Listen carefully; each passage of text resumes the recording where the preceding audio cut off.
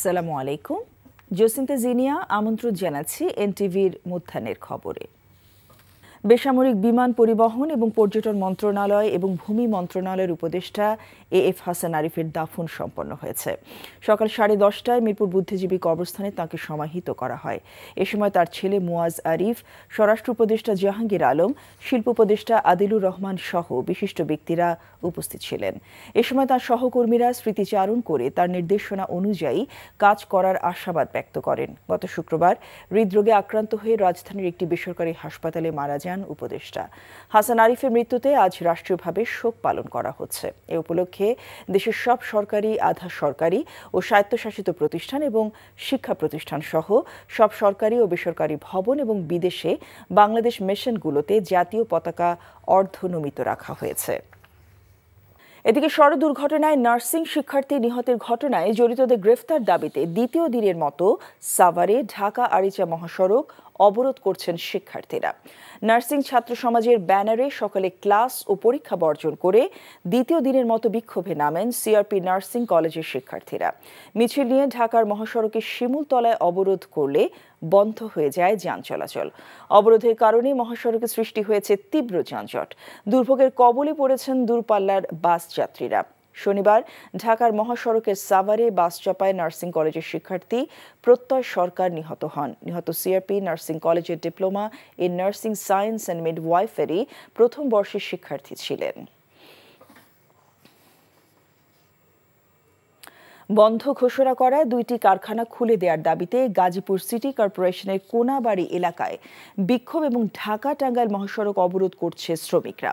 Police ও কারখানা শ্রমিক জানান, গত 18 ডিসেম্বর বাংলাদেশ শ্রম আইন 2006-এর 13 ধারা মোতাবেক এম নেটওয়্যার ও মামুন নেটওয়্যার লিমিটেড কারখানা দুটি অনির্দিষ্টকালের জন্য বন্ধ ঘোষণা করে কর্তৃপক্ষ। পরে রোববার সকালে কারখানা খুলে দেওয়ার দাবিতে শ্রমিকদের সাথে কারখানা কর্তৃপক্ষ আলোচনায় বসে শর্ত সাপেক্ষে কারখানায় যোগদানের কথা জানায়, কিন্তু শ্রমিকরা তা না মেনে আজ সকালে 2টি কারখানার পুনরায় কোনাবাড়ি এলাকায় কারখানার সামনে জোরে বিক্ষোভ শুরু করে। এক পর্যায়ে শ্রমিকরা ঢাকা টাঙ্গাইল মহাসড়ক অবরোধ করে বিক্ষোভ করে। এতে ঢাকা টাঙ্গাইল মহাসড়কে যান চলাচল বন্ধ হয়ে দীর্ঘ যানজট সৃষ্টি হয়েছে।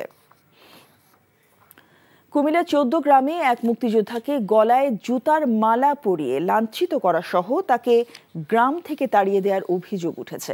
এ সংক্রান্ত একটি ভিডিও সামাজিক যোগাযোগ মাধ্যমে ছড়িয়ে পড়েছে। 14 গ্রামের বাতিসা এলাকায় আব্দুল হাই কানু নামে ওই মুক্তিযোদ্ধাকে অগস্টের গণ আন্দোলনে আওয়ামী লীগ সরকারের পতনের পর তিনি শনিবার নিজ এলাকায় ফিরলে এ ঘটনা ঘটে। এ সময় গ্রামের কিছু লোক তাকে জুতার মালা পরিয়ে আবারও এলাকা ছাড়তে বাধ্য করে।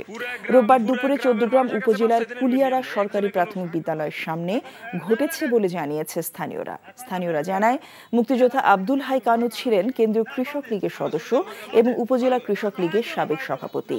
তার বিরুদ্ধে হত্যা সহ একাধিক মামলা রয়েছে।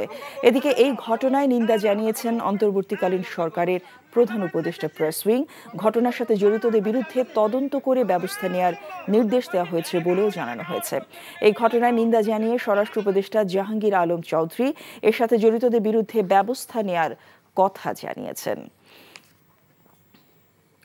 রাতের আঁধারে র‍্যাব পরিচয়ে বাড়ি থেকে তুলে নেবার দীর্ঘ প্রায় 16 মাস পর বিধ্বস্ত এবং উদ্ভ্রান্ত অবস্থায় এলাকায় ফিরেছেন ধামরাইয়ের যুবক রহমতুল্লাহ। তার দাবি, ভারতের কারাগারে দীর্ঘদিন বন্দি রাখার পর চাঁপাইনবাবগঞ্জ সীমান্ত দিয়ে তাকে পুশ ইন করে দেশে পাঠানো হয়েছে। তার এমন দাবির সত্যতা নিশ্চিত করেছে পুলিশ। আরও জানাচ্ছেন জাহিদুর রহমান। 2023 সালের 29 আগস্ট কথিত জঙ্গিবাদে সংশ্লিষ্টতার অভিযোগে কালো পোশাকধারী সশস্ত্র একদল ব্যক্তি হানা দেয় ধামরাইয়ের গাঙ্গুটিয়া ইউনিয়নের বরনালাই গ্রামে রহমতুল্লাহর বাড়িতে। সেখান থেকে তুলে নেবার পর আর কোনো হদিস মেলেনি তার। আমার ছেলেরে জ্বর আসলে 8 দিন কেটে র্যাব কালো পোশাকের আইসা তারপরে ঘরে আইসা দইরা নিয়ে গেছে। পরে সাথে একটা বড় গাড়ি আইছিল, ওই গাড়িটা দিয়ে নিয়ে গেছে। তারপর আমরা তার খোঁজ পাইনি।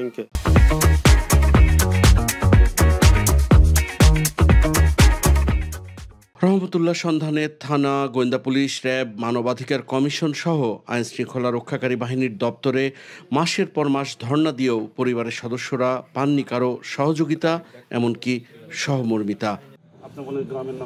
গত শনিবার হঠাৎ করেই ভারত থেকে গোপনে চাঁপাইনবাবগঞ্জের গোমস্তাপুর সীমান্তে মহানন্দা নদী দিয়ে পুশিন করা হয় রহমতুল্লাহকে। রহমতুল্লাহ নামে একটা লোক অপহরণ হয়েছিল বলে আমাদের এখানে একটা মেসেজ ছিল, জিডি করেছিল। তার মা আমার কাছ থেকে ফোন আসে চাঁপাইনবাবগঞ্জ থেকে যে রহমতুল্লাহ নামক একটা লোককে পাওয়া গিয়েছে, সে ইন্ডিয়ায় ছিল, ইন্ডিয়া থেকে তাকে পুশব্যাক করা হয়েছে। গুম হবার প্রায় 9 মাস দেশের বিভিন্ন স্থানে চোখ বেঁধে রাখা হয় রহমতুল্লাহকে। তারপর ঠিকানা হয় ভারতে। অবৈধ অনুপ্রবেশের অভিযোগে গেল 7 মাস ছিলেন পশ্চিমবঙ্গের দমদম কারাগারে। জেল থেকে বের করছে, তারপরে বাংলাদেশে দিয়ে গেছে। বাংলাদেশে কোন সময় তা জানি না। কাল বন্ধ ছিল? হ্যাঁ, কালকে পর্যন্ত। রহমতুল্লাহকে গুমের পর স্বজনদের প্রতিটি মুহূর্ত কেটেছে চরম অনিশ্চয়তায়। তারা করে ফিরত ভয় আর আতঙ্ক। এক পর্যায়ে তাকে জীবিত ফিরে পাওয়ার আশায় ছেড়ে দিয়েছিলেন সবাই। দীর্ঘদিন পর গুম হওয়া প্রিয় স্বজনকে ফিরে পেয়ে আবেগে আপ্লুত পরিবার। আমার বাইরে যে এরকম গুম করছাল নিয়ে আমাকে খুব কষ্ট লাগছে। বাইরে নিয়ে যাওয়াটা আমরা করিনি। আমরা 12-13 ঘন্টা ওকে ওই চাঁপাইনবাবগঞ্জ থেকে জার্নি করে ঢাকায় নিয়ে আসছি, কিন্তু এর মধ্যে ওর মুখে থেকে আমরা কোনো কথা পাইনি। আমরা আমার ভাইকে কাছে পেয়েছি, আমরা আল্লাহর কাছে লাখ লাখ শুকরিয়া।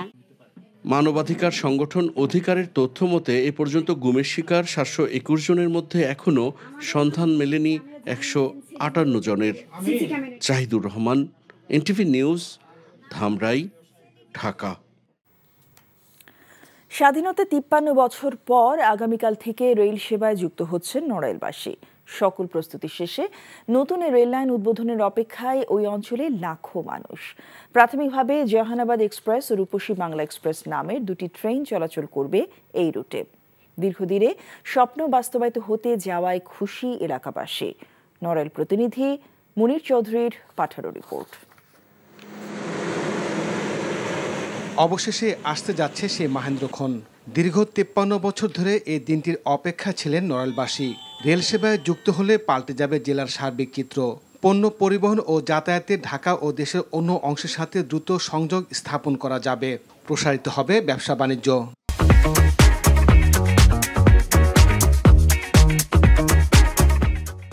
আমরা ঢাকায় যাওয়ার জন্য আমি যে টিকিট কিনছি, খুব আনন্দ লাগছে টিকিট কিনতে পেরে। আমি মনে করি রেল লাইন চালু হলে নড়াইল জেলার ব্যবসায়ীরা, রূপগঞ্জের ব্যবসায়ীরা সবচেয়ে বেশি উপকৃত হবে। আমাদের অনেক দিনের একটা চাওয়া, আশা, আকাঙ্ক্ষা যে আমরা আমাদের এই নড়াইলের থেকে ট্রেনে আমরা কোথাও যাত্রা করব। ঢাকা থেকে যশোর পর্যন্ত 169 কিলোমিটার দীর্ঘ এই রেল লাইন নির্মাণ করেছে China railway group limited. Rail লাইনের কাজ শেষে পরীক্ষামূলকভাবে কয়েকবার ট্রেন চালানো হয়েছে। এই রুটে প্রথম ধাপে ঢাকা থেকে ভাঙ্গা পর্যন্ত রেল সেবা চালু হয়েছে গত বছর। ঢাকা থেকে পদ্মা সেতু হয়ে ভাঙ্গা, নড়াইল হয়ে যশোরের রূপদিয়া মিশেছে এই রেলপথ। নড়াইলের লোহাগড়ার নরান্দিয়া ও পৌর এলাকার দুর্গাপুরের 2টি রেল স্টেশন নির্মাণ করা হয়েছে। 24 তারিখ থেকে 2 জোড়া আন্তনগর ট্রেন চলাচল শুরু হবে। 2 জোড়া ট্রেন চলাচলের মধ্য দিয়ে সেই মানুষের আশা আকাঙ্ক্ষা পূরণ হবে, নড়াইলবাসীর গাড়ি চলতে পারবে। রেল যোগাযোগের কারণে এই অঞ্চলের অর্থনৈতিক চিত্র পাল্টে যাবে বলে মনে করেন জেলা প্রশাসক। যুগান্তকারী যুগের সূচনা হবে। এখানে নতুন করে শিল্প, কলকারখানা, ইন্ডাস্ট্রি ইত্যাদি প্রতিষ্ঠিত হবে এবং এখানকার রেল সেবা চালুকরণের সকল কার্যক্রম ইতিমধ্যে সম্পন্ন হয়েছে। NTV news desk. বিপিএল আজ অনুষ্ঠিত হতে যাচ্ছে বিপিএল এর মিউজিক ফেস্ট। মিরপুর স্টেডিয়ামে বেলা 3টায় শুরু হবে এই আয়োজন। মিউজিক ফেস্টে মূল আকর্ষণ উপমহাদেশের কিংবদন্তি সঙ্গীত শিল্পী রাহাত ফতে আলী খান।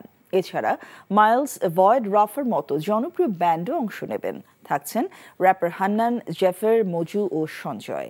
মঞ্চ তৈরি সহ শেষ মুহূর্তের কাজ সেরেছেন আয়োজকরা। দাম কমানোর পর সব টিকিট বিক্রি হয়ে গেছে। ঢাকার পর সিলেট এবং চট্টগ্রামেও মিউজিক ফেস্ট হওয়ার কথা রয়েছে। আগামী 30 ডিসেম্বর শুরু হবে বিপিএল এর আসর।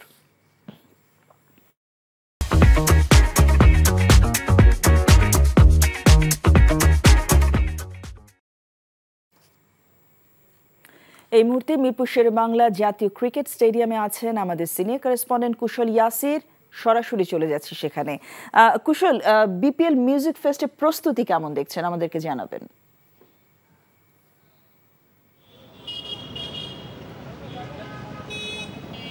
জসিন্তার নতুন বাংলাদেশ গড়তে যুব ক্রীড়া মন্ত্রণালয়ের উদ্যোগে শুরু হচ্ছে তারুণ্যের উৎসব, তার ছোঁয়া লেগেছে বিপিএলেও।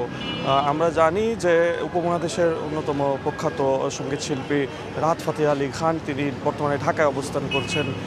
বিকেল নাগাদ তিনি এখানে উপস্থিত হবেন মিরপুর শেরেবাংলা স্টেডিয়ামে, এবং এখানেই কিন্তু কাঙ্ক্ষিত তার যে ভক্ত যারা রয়েছেন তারা তাকে দেখতে পাবেন, উপভোগ করতে পারবেন। পাশাপাশি বাংলাদেশেরও একাধিক ব্যান্ড শিল্পী এবং সঙ্গীত শিল্পীরা এখানে উপস্থিত থাকবেন, এবং মিরপুর স্টেডিয়ামের বাইরের বিভিন্ন জায়গায় আমরা দেখেছি যে সংস্কারের বেশ কয়েকদিন ধরে সংস্কারের কাজ চলছিল, এবং আমরা দেখতে পাচ্ছি যে মেইন যে ফটক রয়েছে সেখানেও কিন্তু রং করা হয়েছে, এবং কনসার্টকে ঘিরে যে ব্র্যান্ডিং রয়েছে সেগুলো করা হচ্ছে। এবং এখানে অনেকেই যারা ক্রিকেট ভক্ত রয়েছেন, পাশাপাশি রাহাত ফাতেহ আলী খানের যারা ভক্ত রয়েছেন তারাও কিন্তু এখন থেকেই জড়ো হচ্ছেন মিরপুর স্টেডিয়ামের আশেপাশের অঞ্চলে। আমরা দেখতে পেয়েছি যে টিকিটের যে দাম সেগুলো একটু বেশি হয়, টিকিটগুলো বিক্রি হচ্ছিল না। তবে